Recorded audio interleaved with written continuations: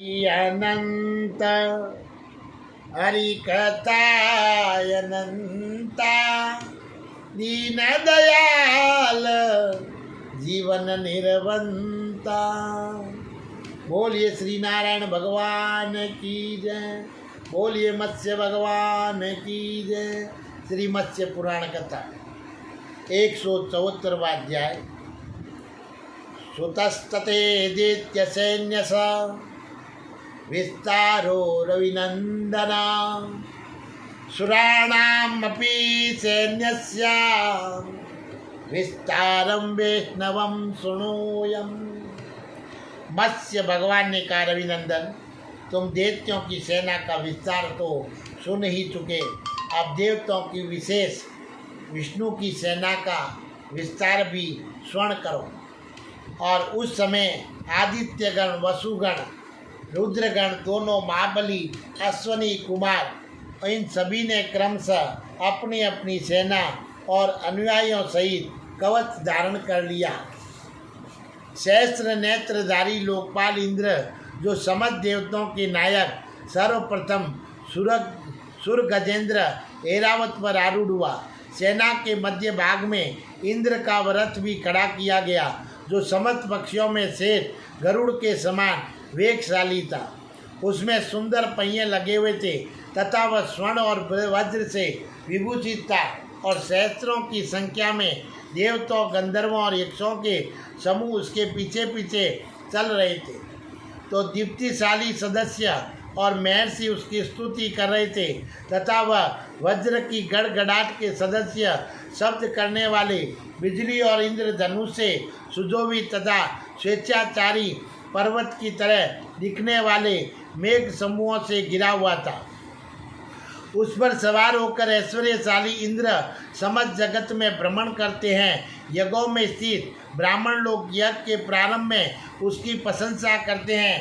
स्वर्ग लोक में उस पर बैठकर इंद्र के प्रस्थित होने पर उनके पीछे देवताओं की तुरियां बजने लगी है, और सैकड़ों सुंदरी अप्सराएं संगठित होकर नृत्य करती है। वह रथ शेषनाग से अंकित ध्वज से युक्त होकर सूर्य की भांति शोभा पाता है, तथा उसमें मन और वायु के समान वेगशाली 1000 घोड़े जोते जाते हैं। उस समय पात्री द्वारा सुरक्षित वह श्रेष्ठ रथ उसी प्रकार सुशोभित हो रहा था, जैसे सूर्य के तेज से पुण्यता घिरा हुआ सुमेरु पर्वत हो रहा हो। इसी प्रकार काल सहित यमराज भी दंड और मुद्गर को हाथ में लेकर और अपने सिंहनाद से देवताओं को भयभीत करते हुए देव सेना में खड़े हुए। पासधारी वरुण जल में शरीर धारण कर देव सेना के मध्य भाग में स्थित हुए। उनके साथ चारों सागर तथा जीव लपलपाते हुए नाग भी थे, और वे शंख और मुक्त जटित कयूर धारण किए हुए थे। हाथ में काल पास लिए हुए थे। वायु के समान वेगशाली चंद्र किरणों से उज्ज्वल तथा जलाकार घोड़ों से युक्त रथ पर सवार थे। वे हजारों प्रकार की लीलाएं कर रहे थे। पीले वस्त्र और प्रवाल जटित अंगार से विभूषित थे। उनकी शरीर कांति नीलमणि की सी सुंदर थी, और उन श्रेष्ठ देव पर इंद्र ने अपना भार सौंप रखा था। वे तट को छिन्न भिन्न कर देने वाले सागर की तरह युद्ध वेला की बाट जो रहे थे। तत्पश्चात निधियों के अधिपति एवं विमान द्वारा युद्ध करने वाले सामर्थशाली राज राजेश्वर श्रीमान कुबेर, यक्षों, राक्षसों और गुहाकों की सेना तथा शंख और पद के साथ हाथ में गदा धारण किए हुए पुष्पक विमान पर आरूढ़ हुए दिखाई पड़े। उस समय युद्ध की इच्छा से आए हुए राज राजेश्वर नरवान कुबेर की ऐसी शोभा हो रही थी, मानो युद्ध स्थल में नंदीश्वर बैठे हुए साक्षात स्वयं शिवजी ही हो। सेना के पूर्व भाग में इंद्र, दक्षिण भाग में यमराज, पश्चिम भाग में वरुण और उत्तर भाग में कुबेर, और इस प्रकार ये चारों महाबली लोकपाल चारों दिशों में चारों दिशाओं में स्थित हुए। वे अपनी अपनी दिशाओं में ही बड़ी सतर्कता के साथ उद्देव सेना की रक्षा कर रहे थे। तदुपरांत सहस्त्र किरणों के सम्मिलित तेज से उद्बाधित द्वादश्यात्मम दिनेश्वर सूर्य अपने अमित वेगशाली रथ पर, जिसमें 7 घोड़े जुते हुए थे, जो शोभा के प्रकाशित सूर्य की किरणों से देदीप्यमान और उद्याचल, अस्ताचल और मेरु पर्वत पर भ्रमण करने वाला तथा स्वर्ग द्वारा रूप एक चक्र से सुशोभित था, सवार और अविनाशी लोगों को संतप्त करते हुए लोगों के बीच विचरण करने लगे। शीत रश्मि चंद्रमा श्वेत घोड़े जुते हुए रथ पर सवार हो अपनी जलपूर्ण हिम की सी कांति से जगत को आजादित करते हुए सुशोभित हुए। उस समय शीतल किरणों वाले निजेश्वर चंद्रमा के पीछे नक्षत्र गण चल रहे थे। उनके शरीर में खरगोश का चिन्ह झलक रहा था। वे रात्रि के अंधकार के विनाशक सामर्थशाली आकाश मंडल में स्थित ज्योति गणों के अधीश्वर, रसीले पदार्थों को रस प्रदान करने वाले, सहस्त्रों प्रकार की औषधियाँ तथा अमृत के निदान, जगत के प्रथम भाग स्वरूप और सौम्यस्व भाव वाले हैं।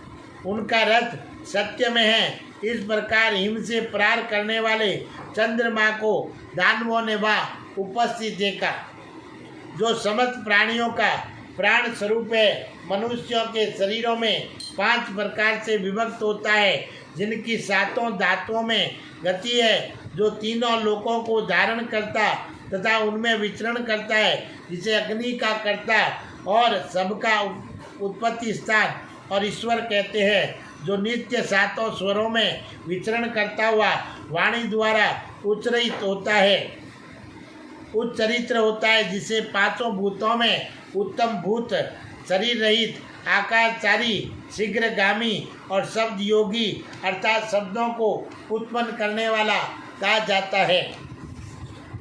संपूर्ण प्राणियों का आयु स्वरूप वह वायु वहाँ अपने तेज से प्रकट हुआ। वह बादलों को साथ लेकर दैत्यों को प्रवर्धित करता हुआ उनकी प्रतिकूल दिशा में बहने लगा। मरुदगण दिव्य गंधर्वों और विद्याधरों के साथ केचवल से छुटे हुए सर्प की भांति निर्मल तलवारों से कीड़ा करने लगे।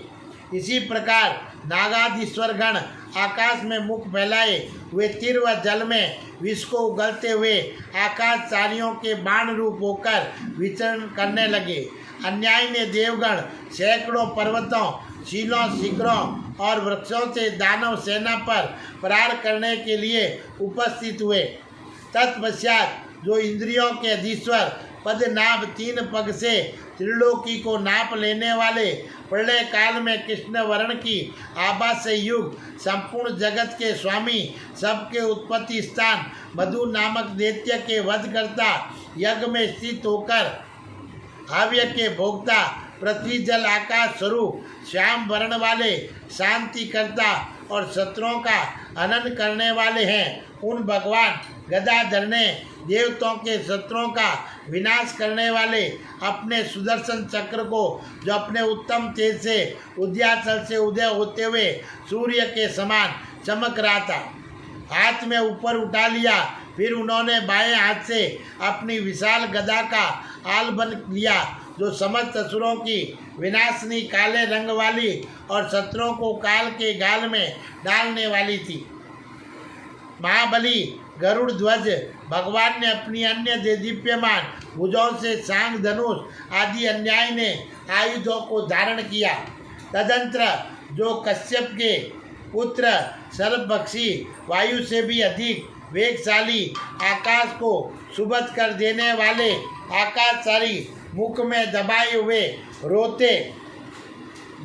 सर्प में सुशोभित और अमृत मंथन से मुक्त हुए मदिरा चल के समान ऊंचे अनेकों बार घटित हुए देवासुर संग्राम में सुदंड पराक्रम दिखाने वाले, अमृत के लिए इंद्र के द्वारा वज्र के प्राण से किए गए चिन्ह से युक्त और शिखाधारी महाबली, तपाए हुए स्वर्ण निमित कुंडलों से विभूषित और विचित्र पंख रूपी वस्त्र वाले और धातु युक्त पर्वत के समान शोभायमान थे। उनका वक्षस्थल लंबा और चौड़ा था, जो चंद्रमा के समान उद्भासित हो रहा था। उस पर नागों के फणों में लगी हुई मणियाँ चमक रही थी। वे अपने दोनों सुंदर पंखों से आकाश को उसी प्रकार लीला पूर्वक आच्छादित किए हुए थे, जैसे युगांत के समय दो इंद्रधनुषों से युक्त बादल आकाश को ढक लेते हैं। वे नीली, लाल और पीली पताकों से सुशोभित थे, जो केतु पताका के वेश में छिपे हुए विशालकाय और अरुण के छोटे भाई थे। उन सुंदर वर्ण वाले सुनहले शरीर से सुशोभित पक्षी से गरुड़ पर आरूढ़ होकर श्रीमान भगवान विष्णु समर भूमि में उपस्थित हुए। फिर तो देवगणों और मुनियों ने सावधान चित्त से उनका अनुगमन किया और परमोत्कृष्ट मंत्रों से युक्त वाणियों द्वारा उन जनार्दन का स्तवन किया। इस प्रकार देवताओं की वह विशाल सेना जब कुबेर से युक्त, यमराज से समन्वित, चंद्रमा से सुरक्षित, इंद्र से सुशोभित और चंद्रमा की प्रभा से समलकृत और युद्ध के लिए आगे बढ़ी, तब विश्वती ने कहा, देवताओं का मंगल हो। इस प्रकार दानव सेना में भी शुक्राचार्य ने दानवों का कल्याण हो, ऐसा वचन उच्चारण किया। बोलिए श्री विश्वती भगवान की जय। बोलिए विष्णु भगवान की जय। बोलिए श्री कृष्ण भगवान की जय। मोर मुगटवंशी वाले की जय। श्री कृष्ण गोविंद हरे मुरारी, हे नाथ नारायण वासु